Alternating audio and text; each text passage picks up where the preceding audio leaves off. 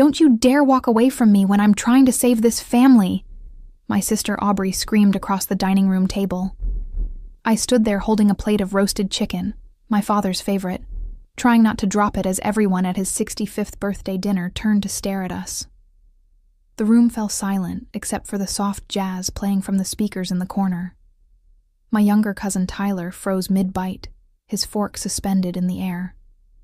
My Aunt Patricia set down her wine glass with a soft clink that seemed to echo in the sudden quiet.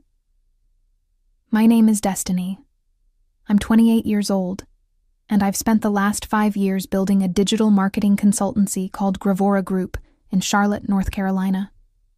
We specialize in helping mid-sized manufacturing and logistics companies scale their online presence and optimize their supply chains through targeted campaigns. It's not glamorous work, but it's honest, it's profitable, and it's mine. Aubrey, my sister, is 3 years younger than me. She spent the last 7 years bouncing from job to job, calling herself an entrepreneur while living in our parents' basement and burning through their retirement savings on failed ventures. She's tried selling essential oils, starting a lifestyle blog, becoming a personal stylist, and most recently, launching a consulting business that has produced exactly 0 clients in 8 months. But somehow, I'm the fraud in the family. "Aubrey, this is Dad's birthday," I said quietly, setting the plate down on the sideboard. "Can we not do this right now?" "Oh, so now you care about Dad?" she shot back, her voice dripping with sarcasm. "You haven't cared about this family since you moved out and started playing businesswoman." My father, sitting at the head of the table in his favorite burgundy sweater, looked exhausted. His gray hair seemed grayer than usual, and the lines around his eyes had deepened. He opened his mouth to say something, but my mother placed a hand on his arm, silencing him. She always did that. Always protected Aubrey from the consequences of her own behavior. I took a deep breath and introduced myself to the moment with the kind of calm I'd learned from years of client negotiations. "Everyone, I'm sorry for the disruption. My name is Destiny, for those of you who somehow forgot in the last 30 seconds, and I was just trying to bring Dad his dinner. But apparently, my sister has something more important to discuss." Aubrey's face flushed red. She was standing now, her hands braced on the table, her perfectly curled blonde hair bouncing as she shook with rage. "Don't try to make me look crazy. You're the one who's been lying to everyone for years." "What exactly have I been lying about?" I asked, keeping my voice level. "Your company." She practically spat the words. "Gravora Group. What kind of name is that anyway? It sounds fake. It sounds like something you made up to impress people." I bit the inside of my cheek to keep from laughing. Gravora Group was a combination of the Latin words for gravity and growth, representing our mission to help businesses find solid ground and expand. But explaining that to Aubrey would be like explaining quantum physics to a toddler. "My company is very real," I said simply. "Prove it," Aubrey challenged, crossing her arms over her chest. "Prove to everyone here that you actually run a legitimate business and you're not just pretending to be successful to make me look bad." There it was. The truth buried under all the accusations and theatrics. This wasn't about my business. This was about her desperate need to tear me down so she could feel better about her own failures. "I don't need to prove anything to you," I said calmly. "But if it makes you feel better, I have tax returns, payroll records, client contracts, and a business license registered with the state of North Carolina. Would you like to see them?" "Those could all be faked," Aubrey said quickly, too quickly. She'd thought about this. She'd prepared for this moment. My Uncle Jerome cleared his throat uncomfortably. "Aubrey, sweetheart, maybe we should just enjoy dinner and talk about this later." "No." Aubrey's voice cracked with emotion. "Everyone needs to hear this. Everyone needs to know what she's really been doing." I watched her carefully, noting the way her hands trembled slightly, the way her eyes darted around the room seeking validation. She was scared, desperate, and desperate people did dangerous things. "What is it you think I've been doing?" I asked softly. Aubrey's smile turned sharp, triumphant, I hired private investigators to look into your so-called company, and they're going to be here any minute to tell everyone the truth about you." The room erupted. My mother gasped. My father's face went pale. Tyler's eyes went wide. My Aunt Patricia actually dropped her wine glass, and it shattered on the hardwood floor, sending red liquid spreading like blood across the polished surface. I just stood there, my face carefully neutral, and thought about how I'd been expecting this for weeks. I grew up in a house where love was conditional and attention was a zero-sum game. If Aubrey got praise, I got silence. If I achieved something, it was expected. If Aubrey tried something and failed, it was brave. The rules were never spoken aloud, but they were absolute. When I graduated high school with a full academic scholarship to a good university, my parents took me to dinner at a chain restaurant. We sat in a booth. They ordered appetizers, and my father said he was proud, but also concerned about how I'd manage being away from home. My mother spent most of the meal talking about how Aubrey was going through a difficult time, adjusting to being the only child left at home. When Aubrey barely graduated high school 3 years later, my parents threw her a party with a rented hall, a catered buffet, and a cake shaped like a diploma. They invited everyone we knew. My father gave a speech about perseverance, and my mother cried happy tears. I flew home from college for the weekend, smiled in photos, and flew back the next day feeling like a ghost in my own family. The pattern continued through college. I worked 2 part-time jobs to cover what my scholarship didn't, graduated with honors, and got my first job at a small marketing firm in Charlotte. My parents came to my graduation, sat through the ceremony, took me to lunch, and drove home that same afternoon. They didn't stay to help me move into my first apartment or celebrate with my friends. When Aubrey enrolled in community college, dropped out after 1 semester, and came home crying about how the professors didn't understand her creative approach to learning, my parents held her while she sobbed and told her she was too special for traditional education. They said the system was broken, not her. I stopped expecting anything from them after that. I stopped calling to share good news. I stopped inviting them to work events or celebrating milestones with them. I built my life quietly and separately, and I was happier for it. But Aubrey couldn't leave it alone. She needed to prove that my success was an illusion, that I wasn't really better than her, that everything I'd built was somehow fake or unfair or undeserved. And now, standing in my father's dining room with everyone staring at me, I realized she'd finally gone too far. "When are these investigators supposed to arrive?" I asked, my voice calm. Aubrey checked her phone, her smile growing wider. "They said 7:30. It's 7:25 now, so any minute." I glanced at my own phone, hidden in my pocket. I had 3 unread messages from Beverly, my attorney, and 2 from Caleb, my IT director. They were ready. Everything was in place. "I need to use the restroom," I said, moving toward the hallway. Aubrey's eyes narrowed. "You're not going anywhere. You're going to stay right here and face the truth." "I'm going to the bathroom, Aubrey. Unless you want to follow me in there, I suggest you let me go." She hesitated, then stepped aside, and I walked down the hallway to my parents' guest bathroom. I locked the door behind me, pulled out my phone, and read the messages quickly. "Beverly, everything is set. The investigators have been briefed. The officers are standing by. Just give the signal when you're ready. Caleb, data logs are clean and ready to present. The backup evidence is uploaded to the secure server. You've got this, boss." I typed back quick responses to both of them, then looked at myself in the mirror. My face was calm, composed, but my heart was racing. This was it. This was the moment when everything Aubrey had done was going to come crashing down on her. Part of me felt bad for her. Part of me remembered the little girl who used to follow me around and beg me to play dolls with her. But that little girl had grown into a woman who was trying to destroy my livelihood out of jealousy and spite. And I couldn't let that slide. I washed my hands, dried them carefully, and walked back out to the dining room, Everyone was exactly where I'd left them, frozen in various states of discomfort and anticipation. Aubrey was pacing near the window, checking her phone every few seconds. My father had his head in his hands. My mother was crying quietly.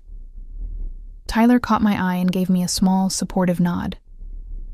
The doorbell rang. Aubrey's face lit up like it was Christmas morning. She practically ran to the front door, her heels clicking rapidly on the hardwood. I followed slowly, my hands in my pockets, my expression neutral.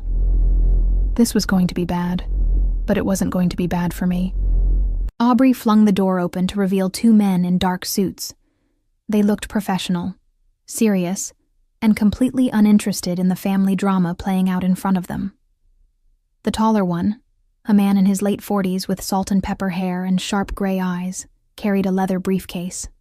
The shorter one, younger and stockier with a military bearing, held a tablet. "Thank you so much for coming," Aubrey gushed, stepping aside to let them enter. "Everyone's waiting. This is going to be amazing." The taller man nodded politely. "I'm Gerald, and this is my colleague Paul. We're from Clearview Investigations. You hired us to investigate Gravora Group and its owner, Destiny." "That's right," Aubrey said, her voice practically singing with anticipation. "And you found everything, didn't you? You found proof that she's been lying?" Gerald and Paul exchanged a glance that I recognized immediately. I'd seen that look before in business meetings when someone was about to deliver news that nobody wanted to hear. "Perhaps we should discuss this privately first," Gerald suggested carefully. "No." Aubrey grabbed his arm. "No, everyone needs to hear this. That's the whole point. I want everyone to know what she really is." Gerald sighed and set his briefcase down on the coffee table. Paul pulled up files on his tablet. The family crowded around, drawn by morbid curiosity and the promise of scandal. "As requested," Gerald began, his voice formal and detached, "we conducted a thorough investigation into Gravora Group. We reviewed business registration documents, tax filings, client contracts, employee records, and financial statements." Aubrey was bouncing on her toes, barely able to contain her excitement. "And we found," Gerald continued, pausing for effect, "that Gravora Group is a fully legitimate, properly registered, and apparently quite successful business. It has been operating for 5 years, currently employs 9 people, and maintains contracts with 17 active clients in the manufacturing and logistics sectors. Annual revenue appears to be in the mid-6-figure range." The silence that followed was deafening.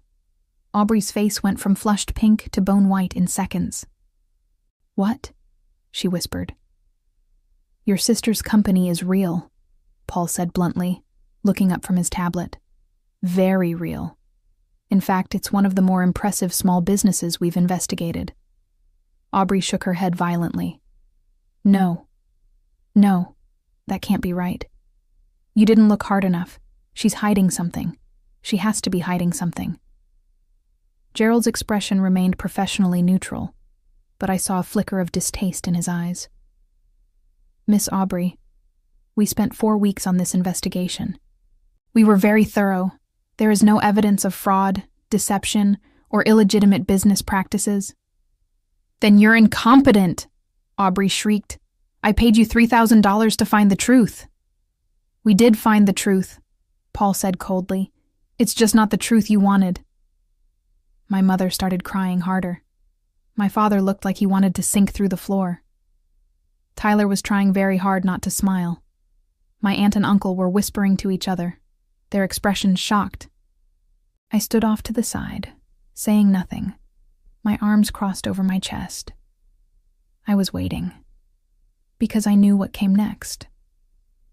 Gerald opened his briefcase and pulled out a thick folder. However, during our investigation, we did discover something concerning, something that has nothing to do with Gravora Group's legitimacy, and everything to do with how certain parties attempted to access information about the company. Aubrey's head snapped up. "What are you talking about?" Paul tapped his tablet and turned it to face the room. "During our investigation, we discovered that someone attempted to gain unauthorized access to Gravora Group's internal systems, multiple times. These attempts included trying to log in with stolen credentials, attempting to breach the company's client database, and installing software designed to harvest sensitive business information. The room went very still. My father slowly lifted his head from his hands. My mother stopped crying. Everyone was staring at Paul's tablet, at the screen full of login attempts and failed password entries. "We traced these attempts," Gerald said quietly, "and they originated from this address, from this house." My father stood up so fast his chair nearly tipped over. "That's impossible. None of us would do something like that." "The attempts were made using login credentials created with Miss Destiny's personal information," Paul continued, reading from his tablet. "Name, date of birth, email address, even her college identification number. Someone went to considerable effort to impersonate her in order to access her own company's systems." All eyes turned to Aubrey. Her face had gone from white to gray. Her hands were shaking. She took a step backward, nearly tripping over the coffee table. "I didn't," she whispered. "I didn't do that." "The IP address traces back to this location," Gerald said, his voice hard now, all pretense of politeness gone. "And the credit card used to purchase the data harvesting software was registered to a Howard living at this address." My father's face drained of color. "What credit card?" Paul handed him a printout. "This one, the MasterCard ending in 7432. My father stared at the paper, his hands beginning to tremble. "That's my card, the one I gave Aubrey for emergencies." Every head in the room swiveled to look at Aubrey. She backed up until she hit the wall, her eyes wide and panicked. "I can explain," she started, but her voice was barely audible. "Explain what?" my father demanded, his voice rising for the first time all evening. "Explain why you used my credit card to commit a crime." "It's not a crime," Aubrey shouted, her voice breaking. "I was trying to protect this family. I was trying to prove that she's been lying to all of us." "By breaking into my company's computer systems?" I asked softly, speaking for the first time since the investigators arrived. "By trying to steal confidential client information. By committing data theft and fraud." Aubrey's eyes filled with tears. "You don't understand. You don't know what it's like to watch you succeed at everything while I fail at everything. You don't know what it's like to be the disappointment." "So you decided to destroy what I built?" I asked, my voice still calm but with an edge of steel now. "You decided that if you couldn't be successful, I shouldn't be either." "I just wanted everyone to see the truth," she screamed. "I wanted them to see that you're not better than me." The room erupted.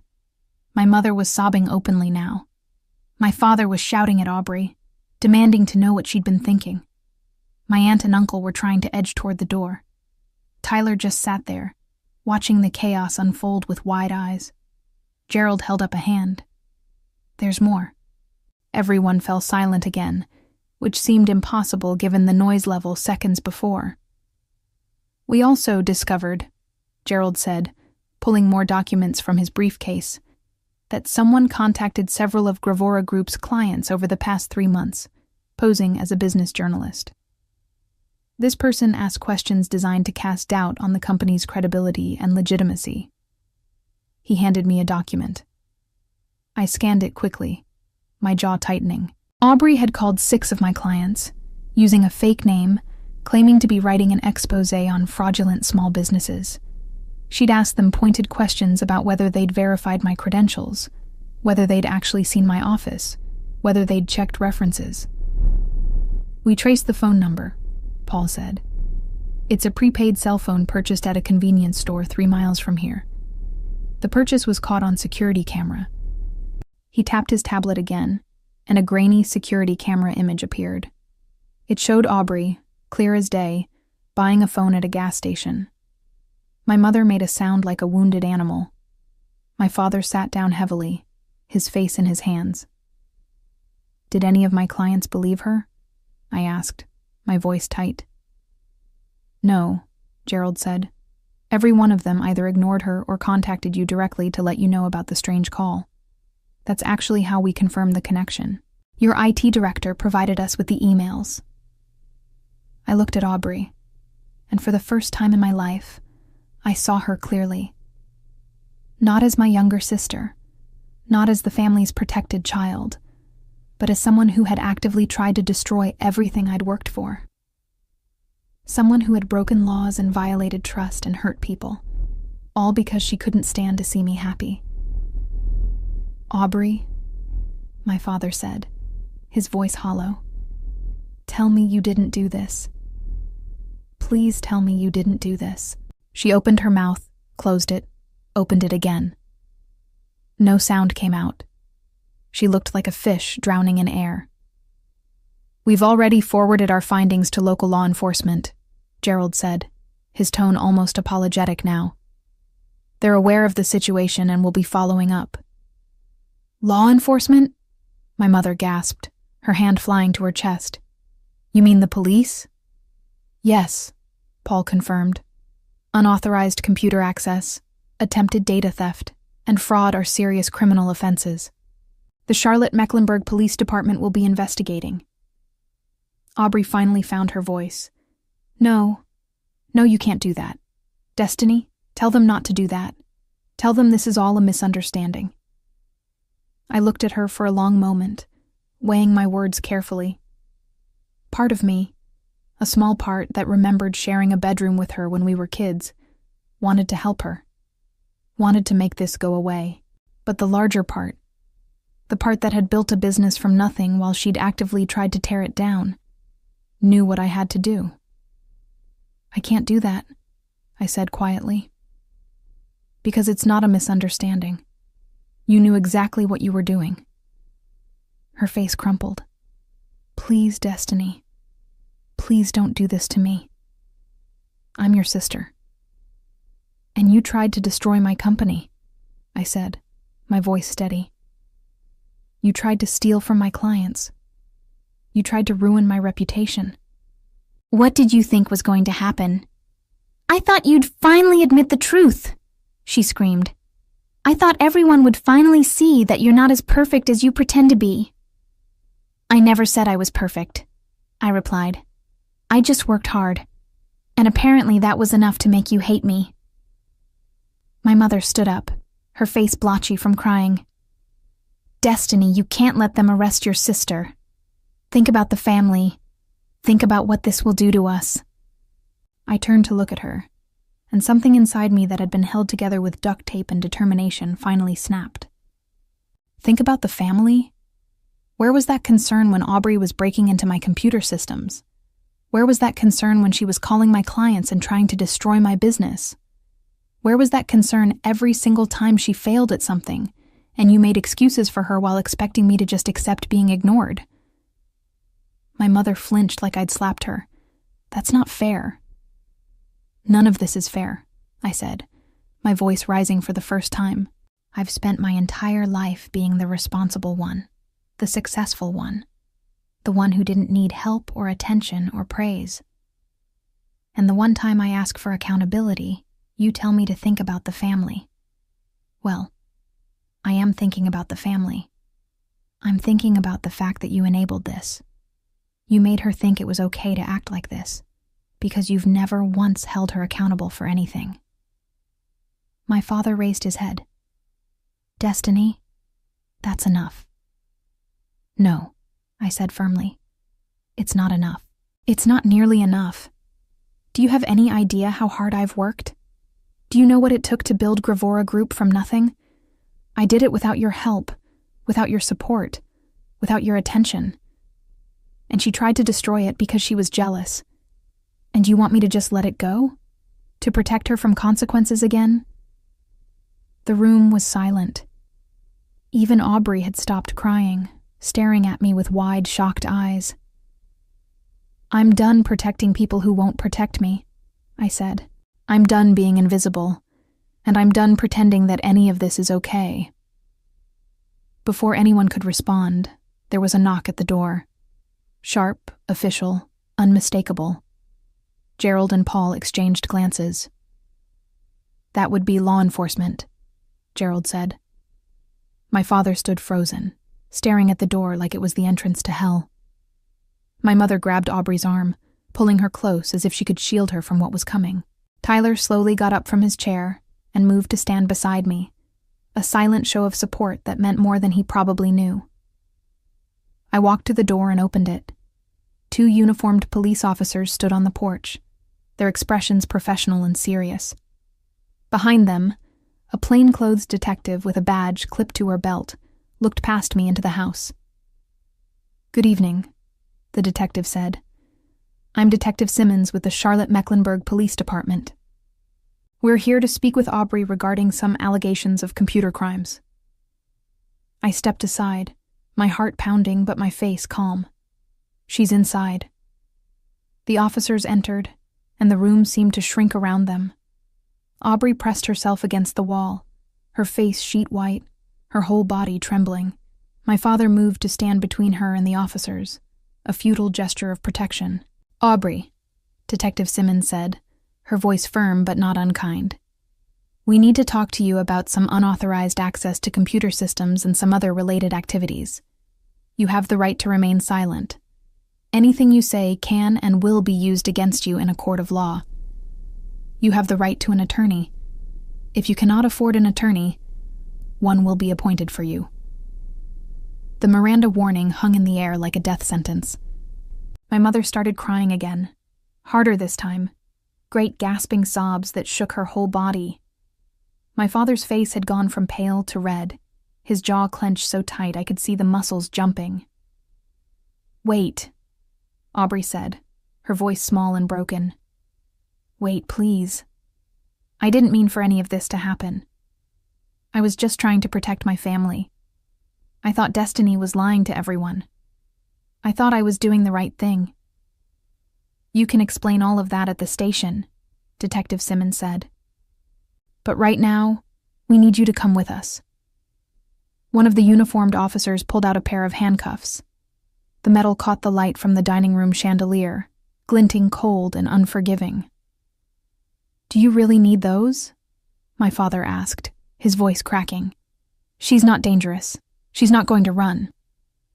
"It's standard procedure, sir," the officer replied, not unkindly. "We'll make this as easy as possible." Aubrey held out her wrists, tears streaming down her face. The officer cuffed her hands in front of her body, the metal clicking closed with a sound that seemed to echo through the entire house. "Destiny," Aubrey said, her voice barely above a whisper. "Please, please don't let them do this. I'm sorry. I'm so sorry. I'll do anything. Just please make this stop."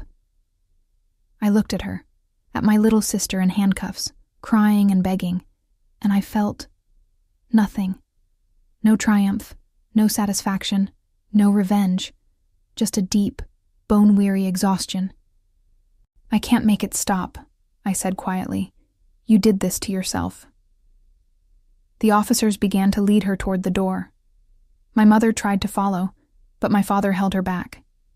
She reached out toward Aubrey, her face twisted with anguish.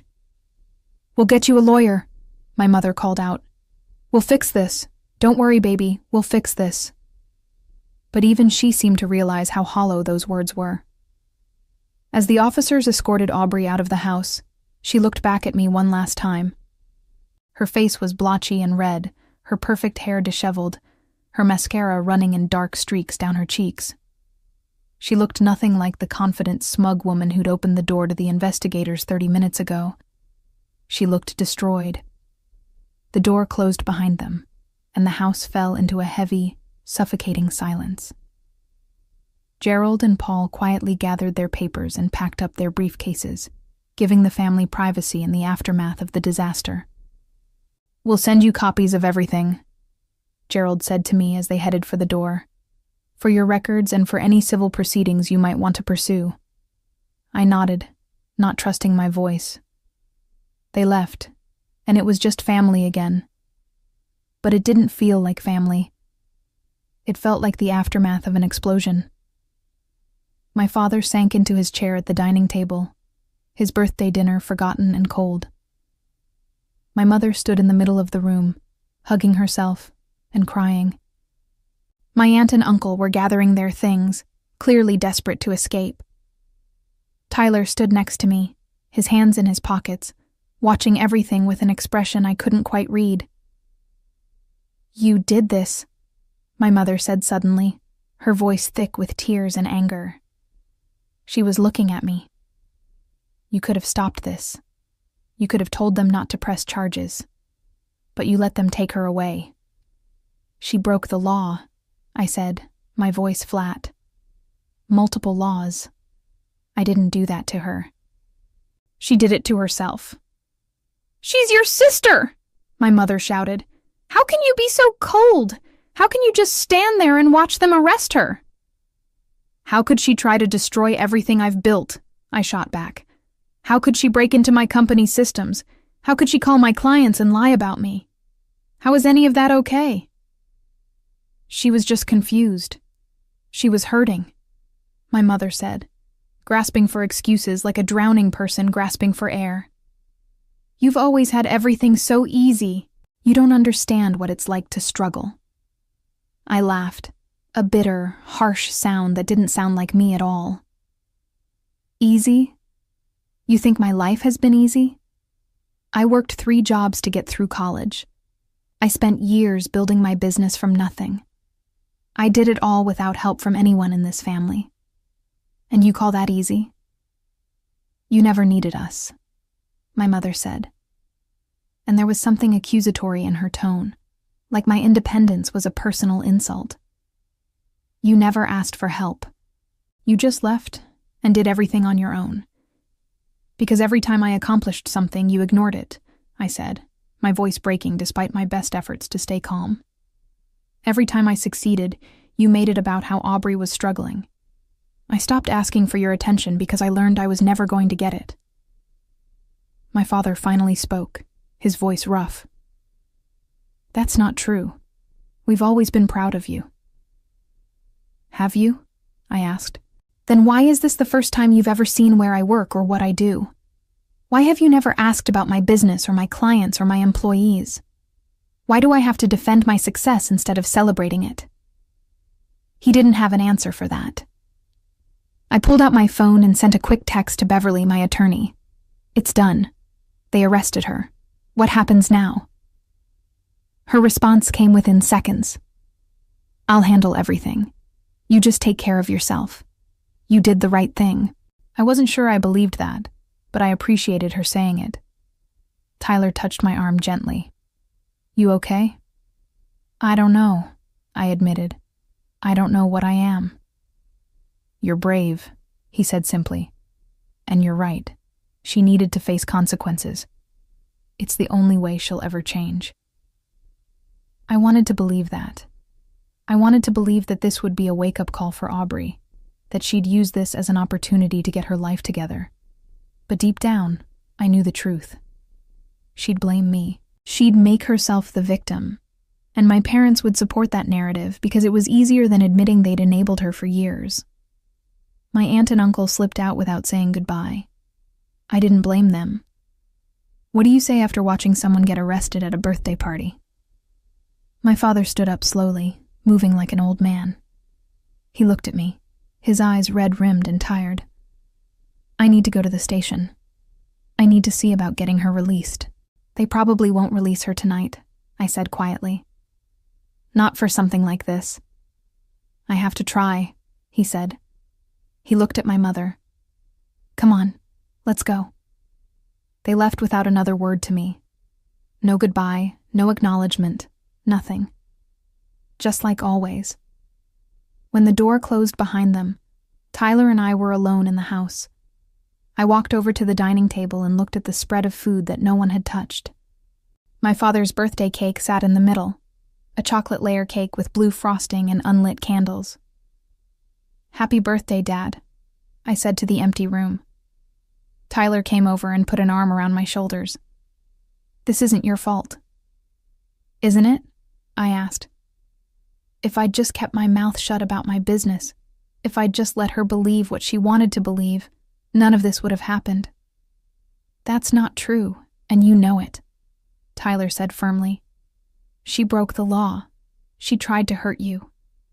That's on her, not you. I nodded, but I couldn't shake the feeling that I'd just blown up my entire family. Come on, Tyler said.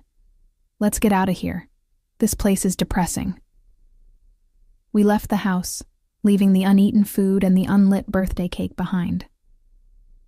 As I walked to my car, I pulled out my phone and checked my messages. There were 3 from Beverly, 2 from Caleb, and 1 from my business partner, Vanessa, who must have heard something through the grapevine. I opened Vanessa's message first. Just heard what happened.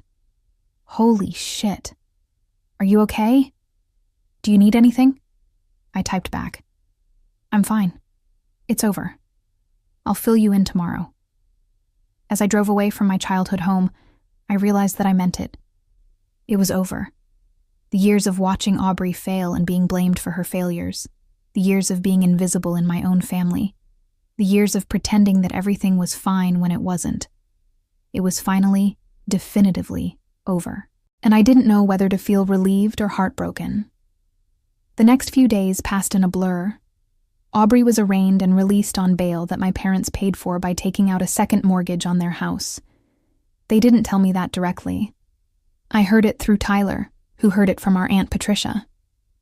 Beverly filed a civil suit on behalf of Gravora Group, seeking damages for the attempted data breach and the harm to our business reputation.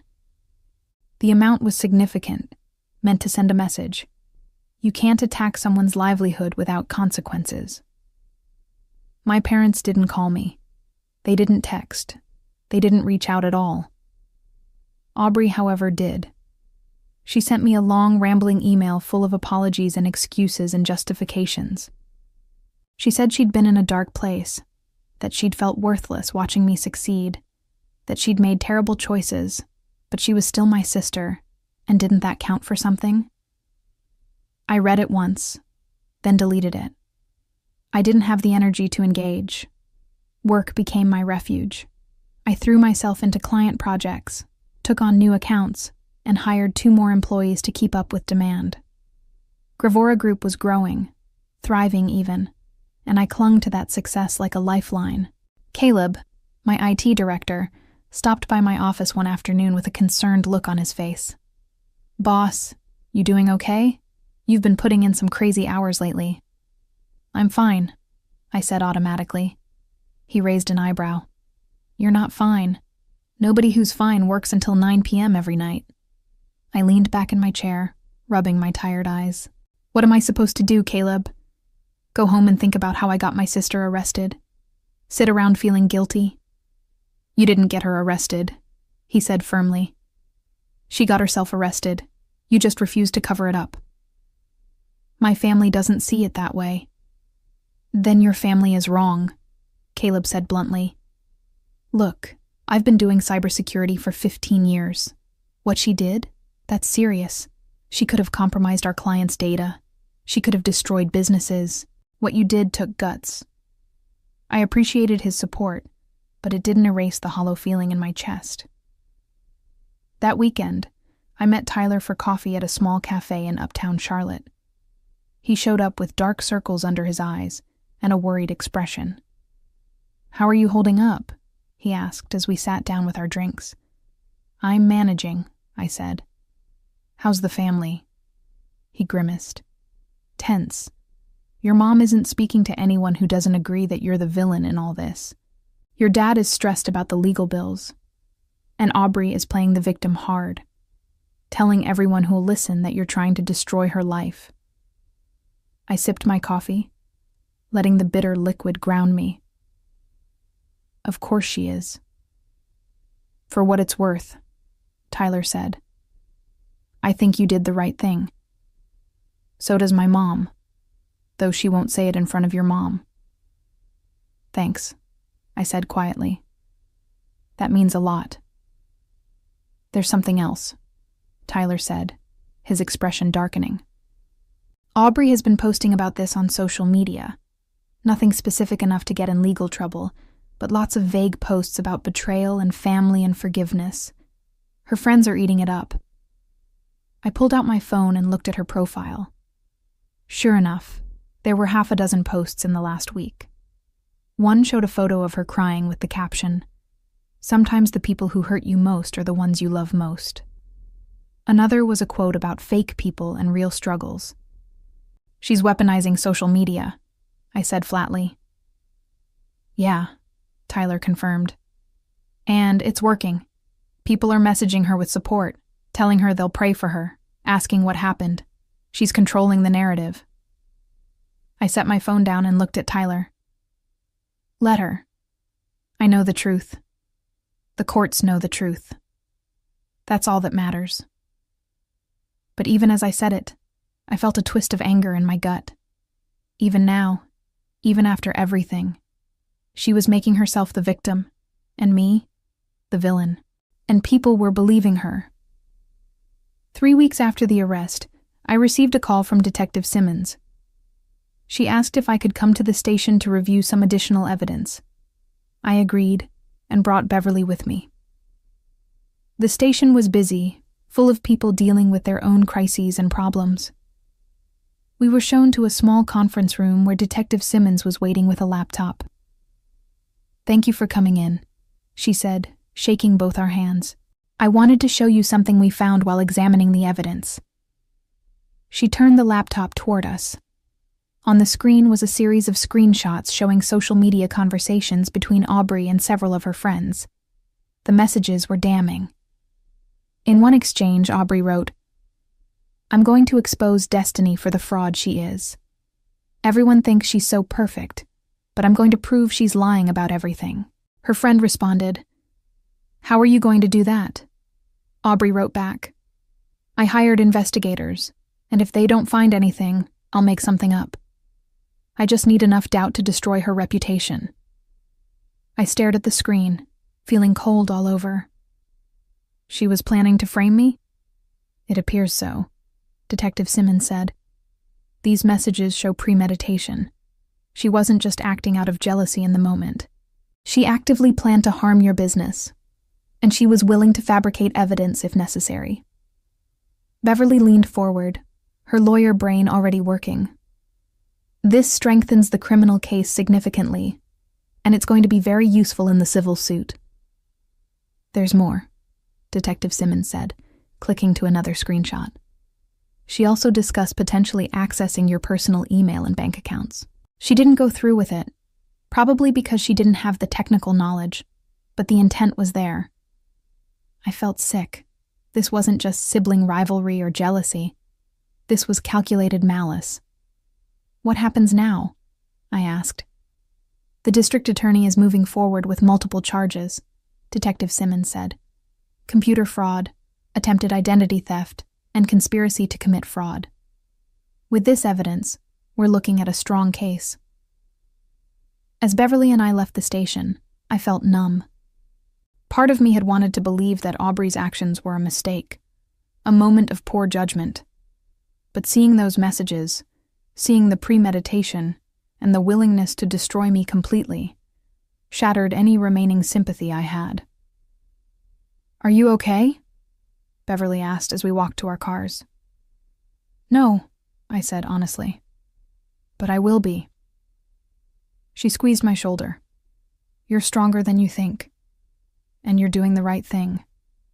I drove back to my office and tried to focus on work, but my mind kept drifting to those messages.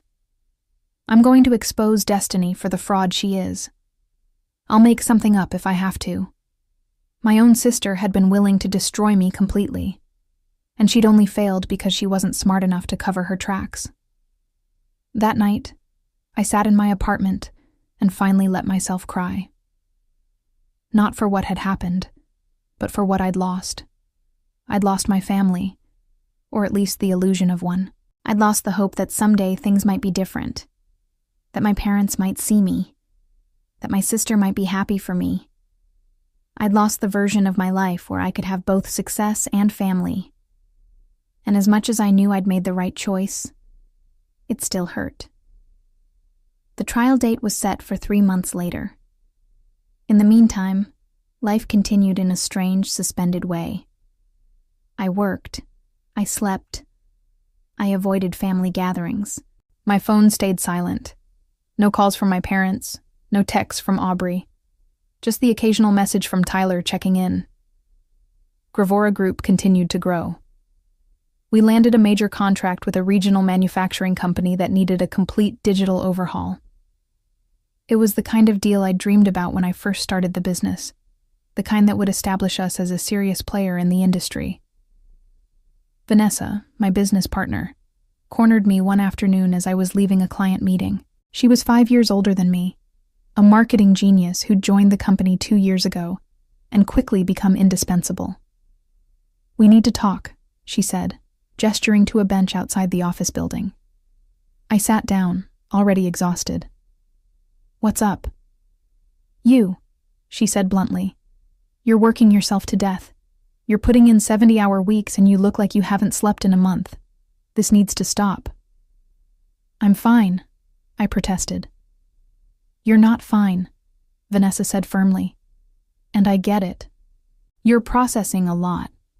But you built this company to have a life, not to hide from one." I stared at my hands, not sure how to respond. She was right, but I didn't know how to do anything else. Work was the only thing that made sense anymore. "Take a break," Vanessa urged. "Even just a few days. Go somewhere. Do something. Remember that there's more to life than this business." "The business is all I have," I said quietly. "That's not true," Vanessa said.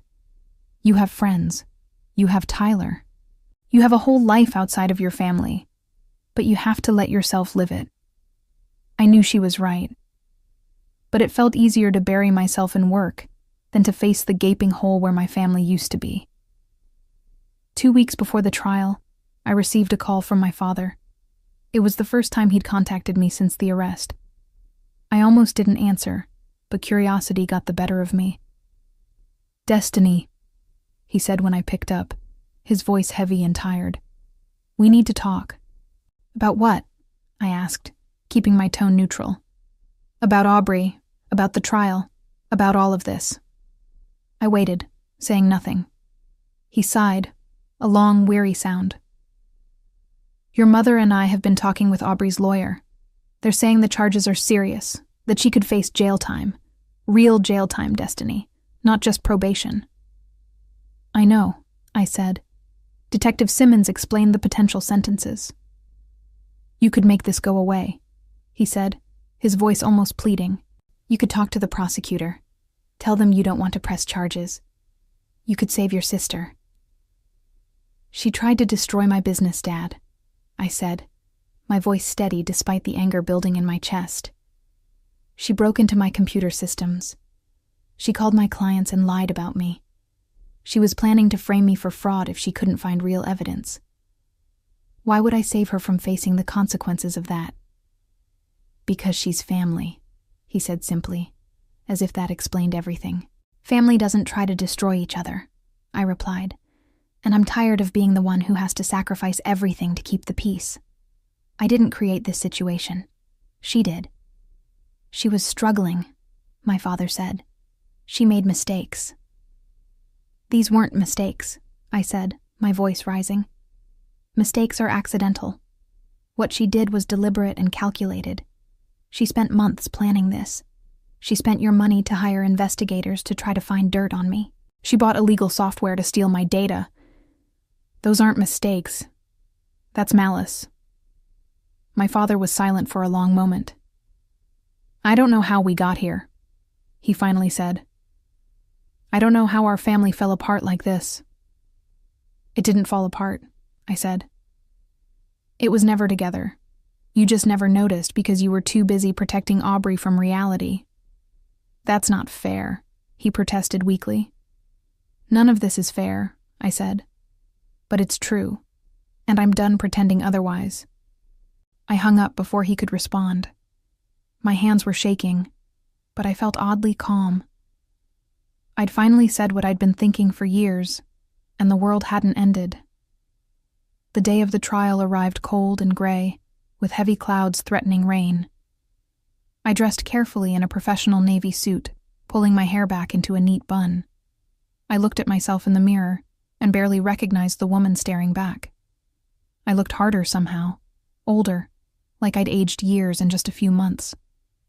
Beverly met me at the courthouse, carrying a briefcase full of evidence and documentation. "Ready?" she asked. "As I'll ever be," I replied. The courtroom was smaller than I expected, with wooden benches and fluorescent lighting that cast everything in a harsh, unflattering glow. My parents sat on one side with Aubrey and her lawyer. Tyler sat on my side, along with Vanessa and Caleb, who'd both taken the morning off to support me. Aubrey looked different. She'd cut her hair short and wore a conservative gray dress that made her look younger and more vulnerable. It was clearly a calculated choice, designed to make her appear sympathetic to the judge. When her eyes met mine, I saw no remorse there, just anger and resentment. The proceedings began, and the prosecutor laid out the case methodically. The unauthorized computer access, the attempted data theft, the fraudulent impersonation, the social media messages showing premeditation. Each piece of evidence was presented clearly and professionally. Aubrey's lawyer tried to argue that she'd acted out of concern for her family, that she'd believed I was defrauding people, and felt it was her duty to investigate. But the prosecutor dismantled that argument quickly, pointing out that her methods were illegal regardless of her intentions, and that the social media messages showed her true motives had nothing to do with protecting anyone. When it was my turn to speak, I walked to the front of the courtroom and faced the judge. My voice was steady as I explained what Aubrey's actions had cost me, not just financially, but professionally and personally. I talked about the clients who'd questioned my credibility, the employees who'd worried about their jobs, the sleepless nights wondering if my business would survive her attacks. "This wasn't a family dispute," I said. "This was a deliberate attempt to destroy something I'd built from nothing. And she did it knowing full well that it was wrong." Aubrey's lawyer put her on the stand, and she cried as she testified about how jealous she'd felt, how worthless, how desperate to prove that she wasn't the failure everyone thought she was. It was a good performance, and I saw some sympathy in the judge's eyes. But it wasn't enough. After hearing all the evidence, the judge leaned back in his chair and looked at Aubrey for a long moment. "Miss Aubrey," he said, his voice firm and measured, "jealousy is a human emotion. We all experience it. But what you did went far beyond feeling jealous. You committed serious crimes, multiple crimes, over an extended period of time. You showed planning, determination, and a willingness to harm your own sister's livelihood. That is not acceptable, and it cannot be excused." He sentenced her to 18 months in prison, with the possibility of parole after serving a minimum of 9 months. He also ordered her to pay restitution to Gravora Group in the amount of $75,000 for the damages she'd caused and the security measures we'd had to implement because of her actions. Aubrey sobbed as the sentence was read. My mother buried her face in my father's shoulder. My father just stared straight ahead, his face blank with shock. I felt nothing. No triumph, no satisfaction, no relief. Just an empty, echoing numbness. As the bailiff led Aubrey away, she looked back at me one last time. Her face was red and blotchy, her eyes swollen from crying. She mouthed something that might have been, "I'm sorry," or might have been, "I hate you." I couldn't tell, and it didn't matter. Outside the courtroom, my parents walked past me without a word. Tyler hugged me tightly, and Vanessa squeezed my hand. Caleb nodded approvingly and said, "Justice served." Beverly came over and placed a hand on my shoulder. "You did the right thing. I know it doesn't feel like it now, but you did." "When will it feel like it?" I asked. "I don't know," she admitted, "but it will. Eventually." Life after the trial settled into a new normal. Aubrey served her sentence in a minimum security facility. I heard through Tyler that she'd taken some classes and was working in the prison library. I didn't visit her. I didn't write. I needed the distance to heal. My parents and I maintained a strained, distant relationship. We exchanged brief messages on holidays. Nothing more. They made it clear they blamed me for what happened to Aubrey. I made it clear I wasn't going to apologize for protecting my business. Tyler remained my connection to the family. He'd text me updates, invite me to casual get-togethers with cousins I actually liked, and generally remind me that not everyone in my family was toxic. Gravora Group thrived. We moved to a larger office, hired 5 more employees, and expanded our services. The publicity from the trial, oddly enough, had brought in new clients who respected the fact that I'd stood up for my business and hadn't backed down. One afternoon, about 6 months after the trial, I was working in my office when Vanessa knocked on the door. "You have a visitor," she said, her expression unreadable. "Who?" I asked. "Your father." I felt my stomach drop. "Tell him I'm busy." "I think you should see him," Vanessa said gently. "He looks like he needs to say something." I sighed and nodded. "Fine. Send him in." My father walked into my office looking older than I remembered. His hair was completely gray now, and he moved slowly, like his joints hurt. He stood in the doorway for a moment, just looking at me. "Hi, Dad," I said, my voice neutral. "Hi, Destiny." He sat down in the chair across from my desk without being invited. "Your office is nice. This is a good space." "Thanks," I said. "What do you want?" He flinched at my bluntness. "I came to apologize." I leaned back in my chair, crossing my arms. "Okay. I'm listening." "I should have believed you," he said, his voice rough. "About your business, about your success, about everything. I should have seen what Aubrey was doing, and I should have stopped her. Instead, I made excuses for her and expected you to just accept being hurt. That was wrong." I waited, saying nothing. "Your mother doesn't agree with me," he continued. "She still thinks you should have handled this differently, that you should have protected your sister. But I've had a lot of time to think, and I realize now that we failed you. We failed you for years, and I'm sorry." "Why now?" I asked. "Why apologize now, months after everything fell apart?" "Because Aubrey is getting out next month," he said. "And I don't want her to come home thinking she's the victim in all this. I need to be honest with myself about what happened, and honest with her about her choices. And that starts with acknowledging what we did wrong as parents." I felt something crack open in my chest, some hard, cold thing that had been frozen there for months. "Thank you," I said quietly. "That means more than you know." "I don't expect you to forgive us," my father said. "I don't even expect you to want a relationship with us. But I wanted you to know that I see what you've built here, and I'm proud of you." I should have said that years ago. We talked for a while longer, carefully navigating the minefield of our relationship. It wasn't a magical healing moment, and it didn't fix everything. But it was a start. After he left, I sat in my office and cried for the first time since the trial.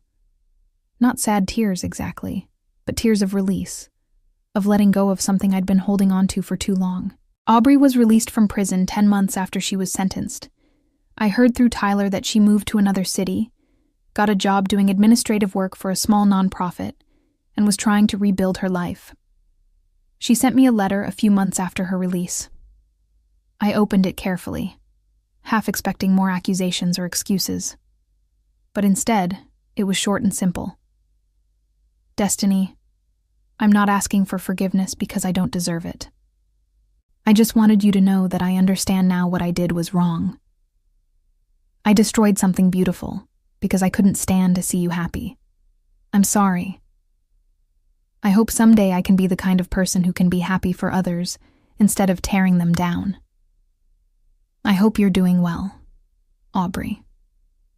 I read it twice, then put it in a drawer. I didn't respond. I wasn't ready for that, and I might never be. But I also didn't delete it or throw it away. Maybe that was progress. 2 years after my father's birthday party, Gravora Group was thriving beyond anything I'd imagined. We'd expanded to 3 cities, employed 26 people, and had a client list that included some of the biggest names in manufacturing and logistics in the Southeast. I was sitting in a board meeting, presenting our quarterly results, when I realized something. I was happy. Not just successful, not just satisfied, but genuinely happy. I'd built something real and lasting. I'd surrounded myself with people who respected me and valued what I brought to the table. I'd created a life on my own terms, and I'd done it by refusing to let someone else's jealousy and malice define me. After the meeting, Vanessa pulled me aside. "You know what today is, right?" I thought for a moment. "Oh, it's the anniversary of the arrest." 2 years, she said. "Look how far you've come." I looked around the conference room, at the employees chatting and laughing, at the wall covered with awards and client testimonials, at the future I'd built from the ashes of my family. "Yeah," I said. "I guess I have." That night, I went home to my apartment, poured myself a glass of wine, and sat on my balcony looking out over the Charlotte skyline. I thought about everything that had happened. About the night those investigators walked into my father's house. About the handcuffs clicking closed around Aubrey's wrists. About the trial and the aftermath, and all the pain in between. I thought about the girl I'd been 2 years ago, desperate for my family's approval and willing to make myself small to avoid conflict. And I thought about the woman I was now, who'd learned that sometimes the only way to protect what you've built is to let the people who want to destroy it face the consequences of their actions. Aubrey had wanted to expose me as a fraud, to prove that my success was fake. Instead, she'd exposed herself as someone willing to commit crimes out of jealousy. The handcuffs she'd orchestrated for me had ended up on her own wrists, and while I didn't take pleasure in her downfall, I recognized it for what it was: a lesson in the consequences of letting envy consume you. My parents eventually came to understand, at least partially, what had happened. My father and I maintained a careful, distant relationship. My mother and I didn't speak. And that was okay. I'd learned that family isn't just blood. It's the people who show up for you, who support you, who celebrate your success instead of resenting it. I'd found my people. They just weren't the ones I'd grown up with. As for Aubrey, she served her full sentence and faced the consequences of her actions in every possible way. She lost her freedom, her reputation, and the respect of everyone who'd once believed in her. She struggled to find work after her release, bouncing from job to job as potential employers discovered her criminal record. The friends who'd supported her on social media during the trial disappeared when the reality of her crimes became public. She'd wanted to destroy my life, but in the end, she'd destroyed her own. And while I felt a distant sadness about that, I also recognized that it was entirely self-inflicted. She'd had choices at every step, and she'd chosen malice over honesty, jealousy over celebration, destruction over support. Those choices had natural consequences, and no amount of crying or apologizing could erase what she'd done. I reflected on the whole journey, on the moment those handcuffs clicked around her wrists, on the way her face had drained of color when she realized she'd played herself. It wasn't the revenge I'd planned, because I'd never planned revenge at all. But it was poetic, undeniable, and final. She'd spent so much energy trying to tear me down that she'd forgotten to watch her own foundation crumble beneath her. And in the end, justice didn't need my help. It just needed her to keep being exactly who she was.